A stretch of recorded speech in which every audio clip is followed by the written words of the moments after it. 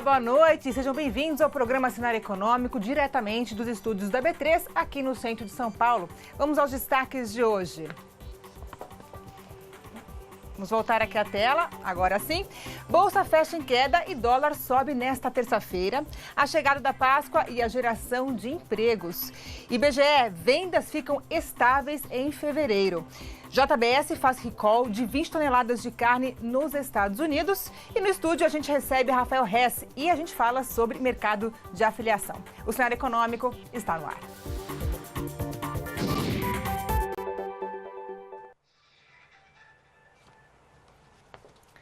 Bom, nós começamos com notícias direto de Brasília, onde o relator da reforma da Previdência apresenta o seu parecer. Quem tem mais informações para a gente é a Rosiane Kennedy, que está lá na Câmara. Boa noite, Rosiane. Boa noite, Ana Luísa. Boa noite a todos. Olha, já são mais de 4 horas de reunião na Comissão de Constituição e Justiça, aqui na Câmara dos Deputados, mas até agora o relator, o deputado delegado Marcelo Freitas, não conseguiu fazer a leitura do parecer dele. Como ele previa ontem, inclusive, a oposição faria todo um trabalho de obstrução. A oposição tentou, inclusive, retirar de pauta a apresentação do relatório, mas foi derrotada no plenário da CCJ. De toda forma, há pouco a reunião foi suspensa por alguns minutos e vai ser retomada para esta leitura, mas não foi lido até o momento. Era o que estava dentro da previsão que ele já falava ontem de toda forma. Mas o calendário para votação da reforma continua na CCJ. A expectativa de que seja votado este parecer, que é favorável à proposta de emenda constitucional da nova Previdência, que ele seja votado entre os dias 16 e 17 de abril. E hoje, o presidente da República, Jair Bolsonaro, pediu apoio de prefeitos de todo o país para ajudar nesta aprovação da reforma da Previdência. Ele e o presidente da Câmara dos Deputados, o deputado Rodrigo Maia, que é do DEM do Rio de Janeiro, os dois participaram da 22ª Marcha em Defesa dos Municípios, que está ocorrendo aqui em Brasília. Aproveitaram a ocasião para falar da reforma da Previdência. Ambos disseram que não gostariam de ter de mexer nas regras da Previdência, mas ressaltaram que é preciso fazer essa mudança para equilibrar as contas públicas e para dar sustentabilidade ao próprio regime previdenciário. Bolsonaro disse que é preciso dar esta sinalização, esta confirmação de responsabilidade fiscal no país e também no exterior. Confira. Temos uma encruzilhada pela frente. Como disse Rodrigo Maia aqui, gostaríamos de não ter que fazer a reforma da Previdência, mas somos obrigados a fazê-la. Nessas minhas recentes andanças pelo mundo, Estados Unidos, Chile, Israel, aguardo uma sinalização nossa, que nós podemos dá-la ao mostrar que queremos equilibrar nossas contas, que nós temos responsabilidade. Nós não podemos continuar sendo, com todo o orgulho que tenho daqueles que produzem nessa área, não podemos continuar dependendo da nossa economia apenas de commodities. O Brasil tem que investir em ciência e tecnologia.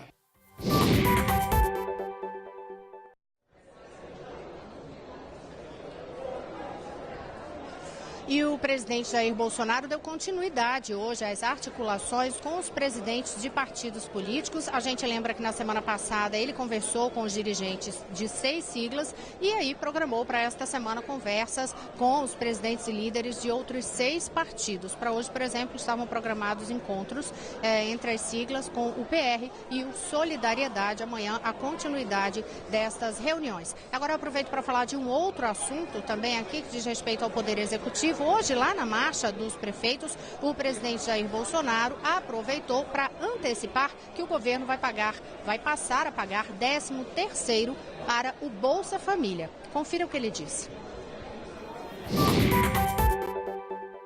Nós somos defensores do Bolsa Família. Tanto é que anunciaremos o 13º amanhã.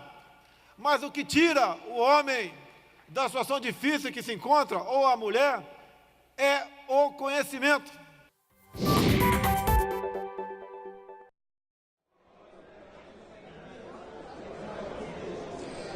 Jair Bolsonaro também defendeu um aumento do fundo de participação dos municípios, desta distribuição dos recursos. Ele afirmou assim: nós temos pouco, mas queremos dividir o pouco que temos com vocês. Foi a mensagem dele aos prefeitos. Ana Luísa.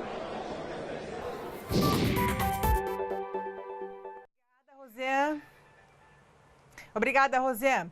Bom, e o IBGE divulgou hoje a pesquisa mensal do comércio. No Rio de Janeiro, o repórter Maurício de Almeida tem mais informações. Maurício, dia difícil para os cariocas, hein?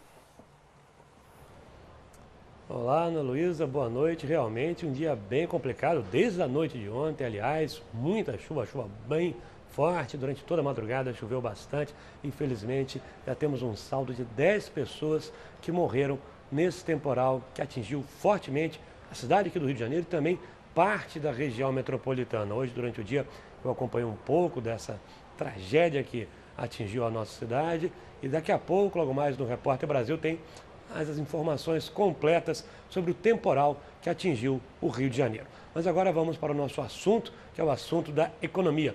Essa pesquisa mensal de comércio, que é realizada pelo IBGE, o Instituto Brasileiro de Geografia e Estatística, apontou uma estabilidade nas vendas agora no mês de fevereiro, em comparação com janeiro. Lembrando que no início do ano, em janeiro, as vendas cresceram 0,4% quando fazemos a comparação com dezembro do ano passado. Já em fevereiro, esse resultado ficou em zero, taxa zero, ou seja, nem cresceu nem subiu.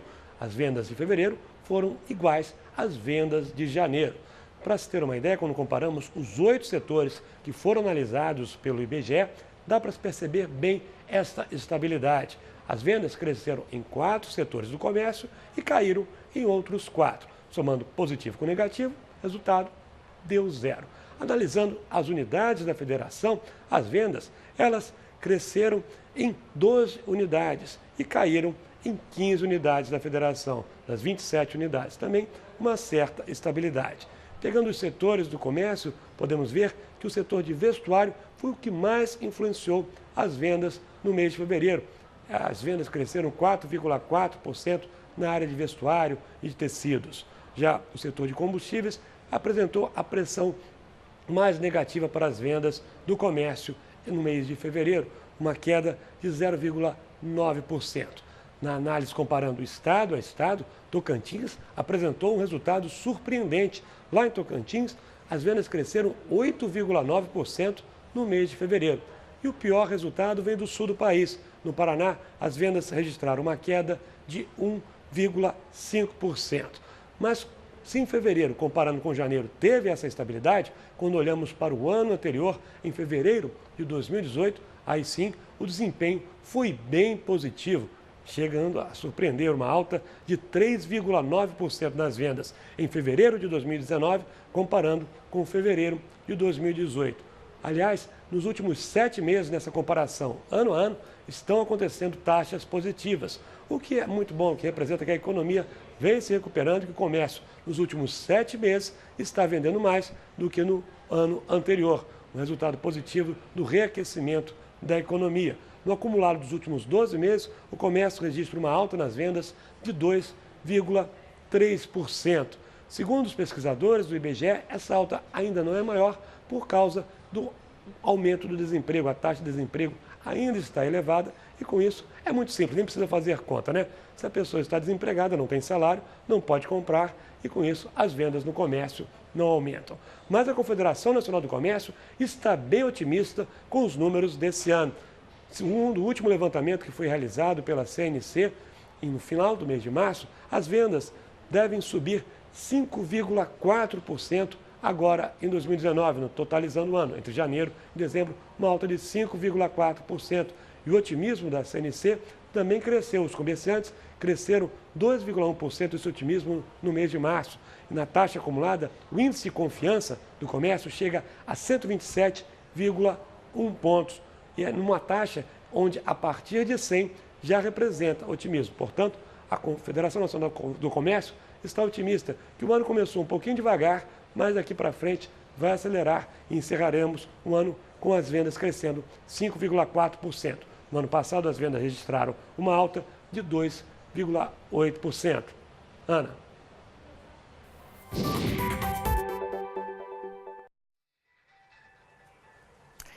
Obrigada pelas informações, Maurício. Olha, e falando em vendas, a chegada da Páscoa deve aquecer o mercado de trabalho temporário.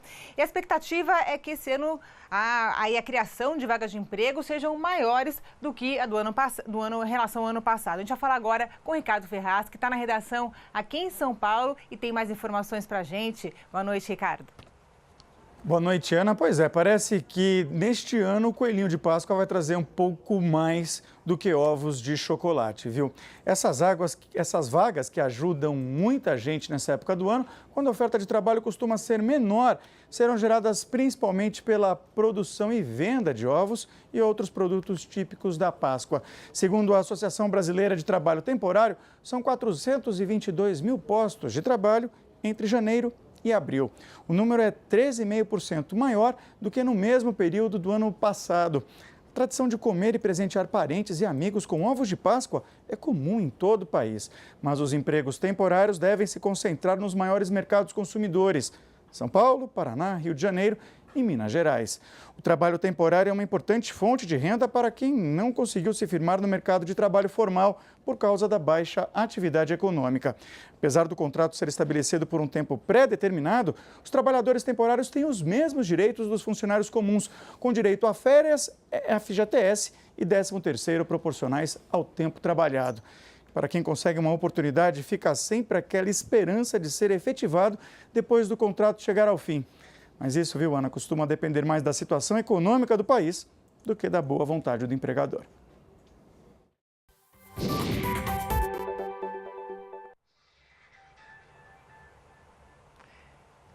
Tá, Ricardo, obrigado pelas informações. Aí, a Páscoa aquecendo o mercado temporário de trabalho. A gente vai ver agora como fechou o mercado hoje. As principais ações, vamos ver como ficaram cotadas. Olha só, o Ibovespa fechou em baixa de 1,11% aos 96.291 pontos. A máxima foi de 97.366 pontos e a mínima de 95.487 pontos.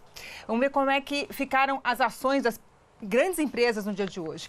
A Petrobras, olha, quase todas fecharam em queda. A Petrobras fechou em queda de 0,31, a Vale também em queda de 1,95, Banco do Brasil caiu 1,50, Bradesco 0,38 e Itaú 1,49%.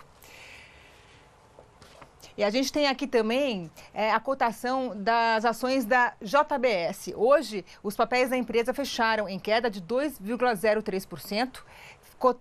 As ações foram cotadas a R$ 16,19 o papel.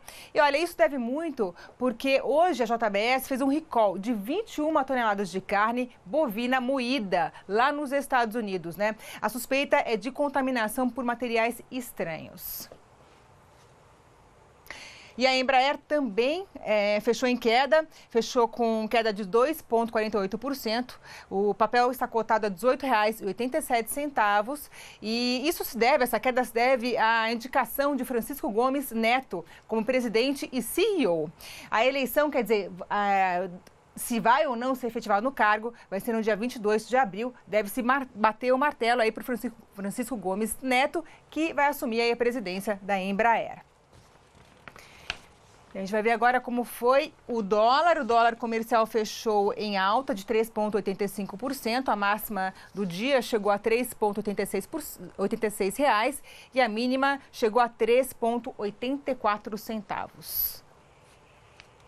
Bom, agora a gente vai para um intervalo e já a gente volta. A gente tem uma entrevista hoje aqui no estúdio com o Maurício, com o Rafael Hess, que ele é diretor da Monetize. Até já! O Cenário Econômico está de volta e nós vamos lá para o Rio de Janeiro novamente conversar com o Maurício de Almeida, que tem mais informações sobre o IBGE. Maurício, também foram divulgados dados da indústria, é isso? Oi, Ana, é isso mesmo. A indústria apresentou um bom desempenho na virada de janeiro para fevereiro. Em fevereiro, ela cresceu 0,7%. No levantamento realizado pelo IBGE, ele conseguiu registrar uma alta em 9 das 15 regiões que foram pesquisadas. O maior crescimento vem do estado de São Paulo, onde justamente fica o maior parque industrial do país. Em São Paulo, a indústria teve um aumento da produção de 2,6% na virada de janeiro para fevereiro. Segundo os pesquisadores do IBGE, esta alta aconteceu principalmente por conta do aumento da produção de veículos. Existem diversas montadoras de veículos, principalmente naquela região do ABC paulista. Em segundo lugar no crescimento da produção industrial vem a região Nordeste. Lá teve uma alta de 6,2%. Lembrando que no Nordeste também diversas montadoras estão concentradas nessa região, pegando principalmente Bahia e também no estado do Ceará. Na outra ponta da pesquisa aparece o Espírito Santo, que registrou a maior queda na produção industrial no mês de fevereiro, uma baixa de 9,7%. Agora, olhando na comparação ano a ano, temos um resultado ainda melhor. A produção industrial cresceu em 10 das 15 regiões que foram pesquisadas. Fevereiro de 2019 teve um resultado 2% superior em relação a fevereiro de 2018, ou seja, a indústria começa a produzir porque está confiando que as vendas vão crescer, principalmente no setor automotivo, como eu falei, em São Paulo e também na região nordeste do país. Tanto que em São Paulo, quando olhamos para o ano anterior, fevereiro de 2019, teve um crescimento de 5,3% na produção industrial paulista, quando comparamos com fevereiro de 2018. Ou seja, a indústria começa a acelerar. Isso representa um dado positivo que as vendas devem crescer e com a indústria acelerando, mais oferta de empregos. Certamente, bons números, Ana.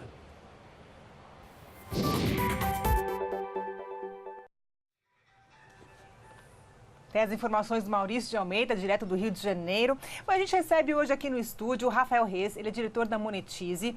A gente vai falar sobre o mercado de afiliados, que não para de crescer no Brasil, né? É isso mesmo? 25% ao ano. Bom, é um prazer tê-lo aqui no cenário econômico. E vamos começar, né, explicando, Rafael, o que é o mercado de afiliados, que muita gente não conhece. Conta pra gente. Falando de um jeito bem simples, o afiliado é como se fosse um representante comercial no mundo digital. Então, um e-commerce tem um determinado produto para vender e o afiliado representa esse produto para vender para o público final. Então, ele pode usar da própria autoridade, se ele é uma pessoa conhecida, ele pode utilizar campanhas de mídia anunciando em diversos sites, ou ele pode ter um site ou um perfil numa rede social específico sobre um determinado assunto e ele divulga os produtos lá. Quando o produto é vendido, ele recebe uma comissão. E como é que o produtor chega até o afiliado? Quer dizer, como é que é essa relação de troca entre eles? É um mercado baseado em relacionamento. Então, tanto os afiliados vão atrás de alguns produtos ou de algumas marcas, quanto os produtores promovem eventos e mecanismos para atrair esses afiliados. Então, você tem gente especializada em economia, em gastronomia, em entretenimento, em nutrição, em diversos segmentos. E hoje existem tanto produtores profissionais quanto afiliados profissionais. Quem quiser virar um afiliado, como é que faz? Quero ganhar dinheiro com a internet, com redes sociais. Como faço para conseguir ter um resultado bacana? Eu recomendaria começar uns 90 dias só estudando, entendendo o mercado. Então, assim, vai para o YouTube e procura como ser um afiliado profissional, as melhores formas de ganhar dinheiro como afiliado, frequenta os eventos da área, tentar acompanhar algumas pessoas que são criadoras de conteúdo, que são educadores nesse mercado. Num segundo passo, é assim, construir um perfil numa rede social ou um blog e começar a divulgar produtos específicos de um segmento. Geralmente alguma coisa da qual o afiliado entende. Então, um cara que entende de carro vai trabalhar com produtos automotivos. Um cara que entende de futebol vai trabalhar com produtos esportivos. Tem muitas meninas hoje com canais de maquiagem, é um dos segmentos que mais cresceu no Brasil. Né? Então, essa área de beleza é uma área que cresce bastante, essa área de cuidados pessoais, de alimentação, são áreas que cresceram muito. Então, o afiliado que está começando, nesses mercados, ele tem mais chance de sucesso. Rafael, em média, quanto o afiliado consegue tirar por mês, fazendo esse tipo de trabalho, se ele levar a sério? Na Monetize, a gente tem ali afiliados tirando entre R$3.000 por mês e R$50.000 por mês. Logicamente, tem mais gente ali na faixa dos 3.000 aos 10.000 e menos gente na faixa dos 40 aos 50.000. Tem aqueles pontos fora da curva, tem gente fazendo 1 milhão por mês.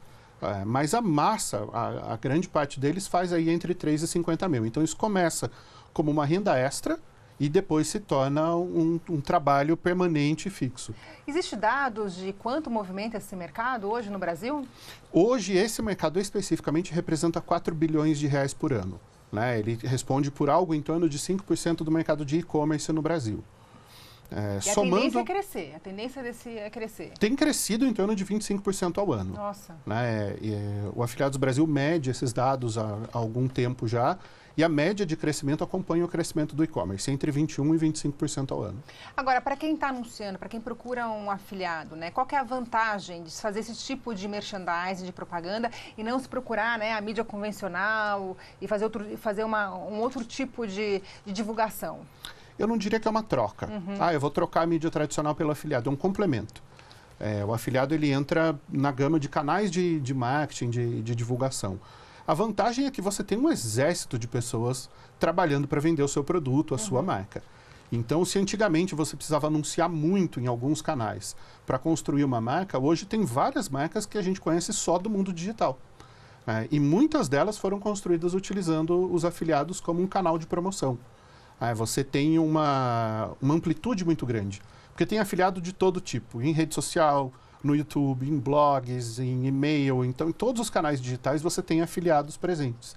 E aí, quando você tem muito afiliado trabalhando a sua marca, essa marca naturalmente cresce bastante. Explica pra gente como é que funciona o trabalho da Monetize nesse caso, né? Vocês unem, né, o afiliado ao produtor e como é que funciona essa plataforma? A Monetize triangula esse mercado, né? Nós somos um meio de pagamento com uma plataforma de afiliados que faz parte da nossa estrutura. Então, eu tenho o criador do produto, que a gente chama de produtor, eu tenho o afiliado, que é um divulgador do produto, e tenho o cliente final, que é quem compra o produto. A gente conecta esses 3 pontos. Então, o produtor produz esse produto e deixa à disposição, o afiliado faz as campanhas de divulgação e o cliente final compra. Então, é uma rede de ganha-ganha, né? Todo mundo ali naquela rede. O cliente tem acesso a um bom produto, o afiliado vende bons produtos e recebe a comissão dele. Então, ele tem uma renda que é escalável, diferente de um emprego. E o produtor tem um exército de pessoas trabalhando em cima do produto dele. Então, o afiliado ideal é que ele se associe a uma plataforma para poder divulgar o trabalho dele e conseguir conectar, né, aí os produtores. Seria mais ou menos isso. Geralmente, as plataformas são gratuitas, né? A Monetize não cobra o cadastro nem do produtor, nem do afiliado. Então, a pessoa entra lá, digita no Google Monetize, se cadastra e começa a coletar as informações, ver os produtos que a gente tem à disposição.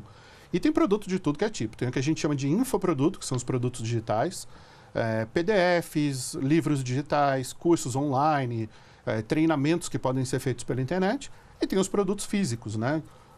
Então, ali vai ter de tudo. Tem lanterna, tem maquiagem, tem creme, tem produtos nutracêuticos, tem produto para desempenho sexual. Então, você vai ter de tudo.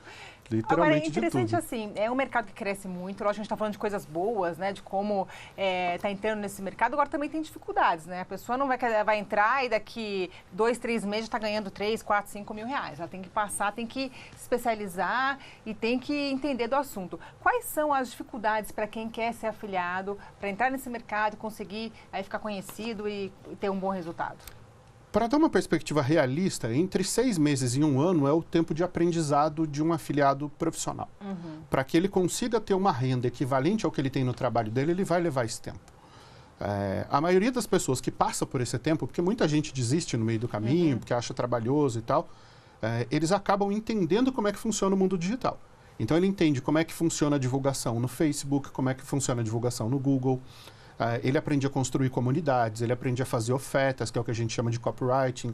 Então, ele tem que desenvolver algumas habilidades. Da mesma forma que uma profissional, para ser esteticista, faz um curso de estética, alguém para ser corretor de imóveis faz o curso do Cresce. Para você operar na bolsa, você tem que ter autorização da CVM, tem que fazer o curso. Para você ser um afiliado, você também tem que passar por treinamento. Então, dominando esses canais e aprendendo a fazer o que a gente chama da primeira venda, a primeira venda é uma quebra de barreira muito grande. Né? Em geral, as pessoas que conseguem atingir essa primeira venda em até 6 meses, em 1 ano se tornam um afiliado profissional.